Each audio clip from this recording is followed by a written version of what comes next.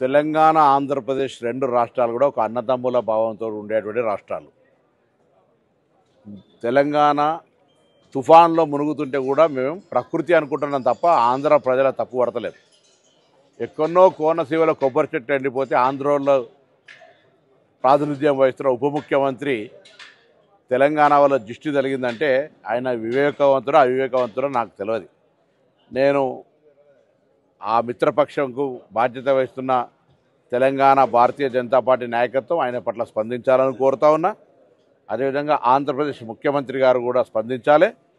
స్వయంగా భారతీయ జనతా పార్టీ పొత్తున్నది కాబట్టి ఇందులో ఇటువంటి కక్షపూరిత రెండు రాష్ట్రాల మధ్యలో వైషమ్యాలు కలిగేటువంటి మాటలు మాట్లాడడం అనేది దురదృష్టకరం. నేను ఇంతకుముందు చెప్పినట్టుగా ఆంధ్రాలో తుఫాన్ వస్తే తెలంగాణ మొన్న హుస్నాబాద్ కూడా మునిగింది.